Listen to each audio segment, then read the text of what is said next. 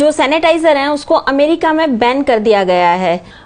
90% alcohol जिन sanitisers के ऊपर लिखा होता है, दरअसल उसके अंदर उन्होंने मीथानॉल डाली होती है, जो कि काफ़ी डेंजरस साबित हो चुकी। बेंजल केनियम क्लोराइड क्या है? इसलिए जो सैनिटाइजर वाइप्स हम आज बाज़ार में बहुत ज़्यादा इस वक्त मिलने लग गए हैं, उनमें ये डाला जाता है। पर अगर कोरोना के नाम पे इसको ख़रीद रहे हैं तो ये कोरोना मार ही नहीं सकता। कोरोना तो छोड़िए, किसी किस्म की वायरस को नहीं मार सकता। डरना छोड़ दीजिए, कोरोना आपको नहीं लेके जाएगा, हमारा डर हमें ले जाएगा। सैनिटाइज़र की इतनी ज़्यादा या डिसइंफेक्टेंट्स की इतनी ज़्यादा यूज़ करते रहेंगे तो हमारे लिए आगे आने वाला समय काफ़ी ख़तरनाक हो सकता है। नमस्कार, D5 चैनल हिंदी देख रहे दर्शकों का मैं वंदना स्वागत करती हूँ। आज एक बार फिर हमारे साथ में हैं डॉक्टर हर्षिंदर कौर। डॉक्टर हर्षिंदर कौर, आपका बहुत बहुत स्वागत है। जी नमस्ते।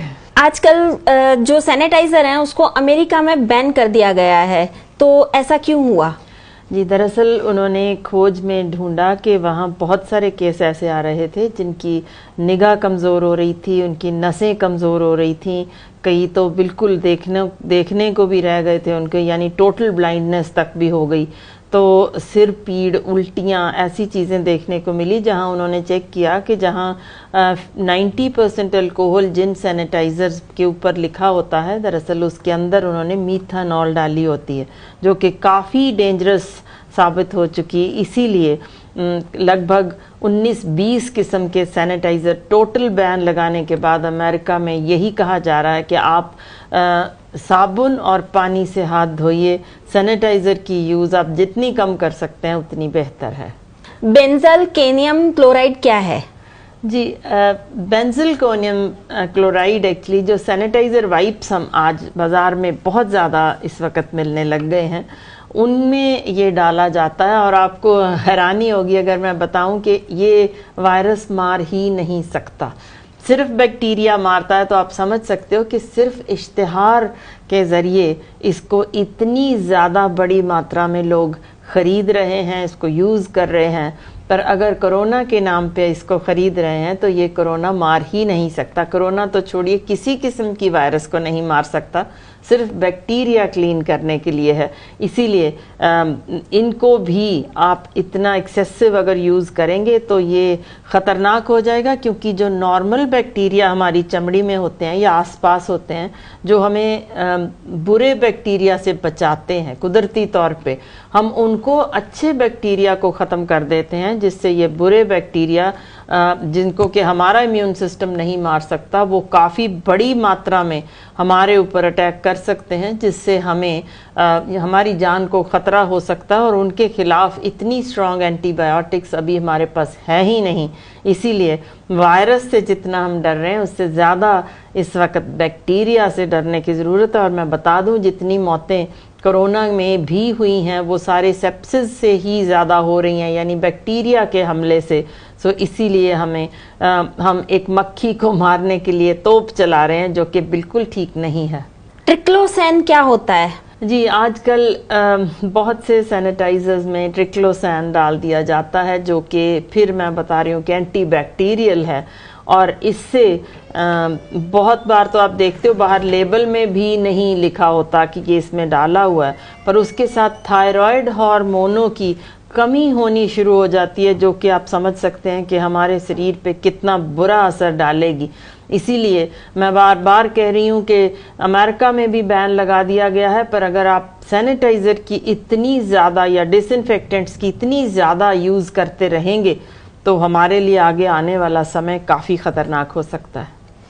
आजकल बच्चों के खिलौनों को भी सैनिटाइज किया जाता है, तो ये करना कितना उचित है?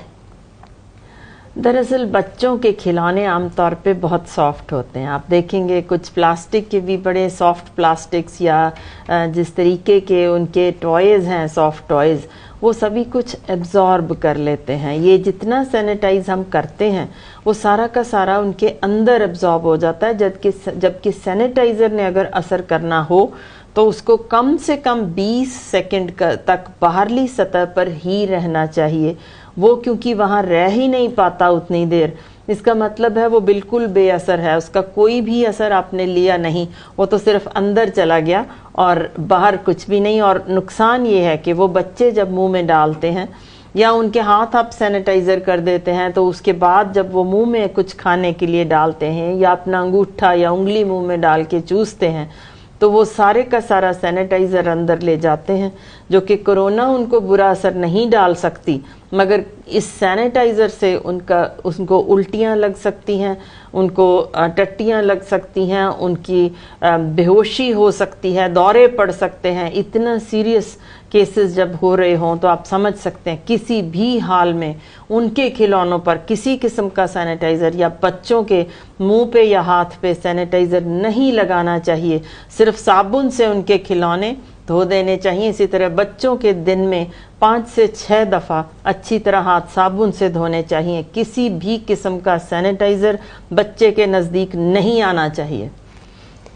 आजकल फैशन के अंदर लोग सब्जियों को भी सैनिटाइज करने लगे हैं। जी, दरअसल मैं पहले ही कह चुकी हूँ कि हम एडवर्टीजमेंट के शिकार हो चुके हैं। जो भी हमें बार बार दिखाया जाता है हमारा दिमाग उसी तरफ जाना शुरू हो जाता है। जी बिल्कुल, कि हमें सब्जियां भी धोनी हैं। और आप हैरान होंगे, हम देखते हैं, बतौर एक डॉक्टर मैं बता रही हूँ कि लोग आते हैं और कहते हैं कि हमने केला, सेब, गोभी या ना जाने क्या क्या चीज़ें सैनिटाइज़र जो बाल्टी में डाल के डुबो के उससे धो लेते हैं। इस तरह बिल्कुल भी ठीक नहीं है।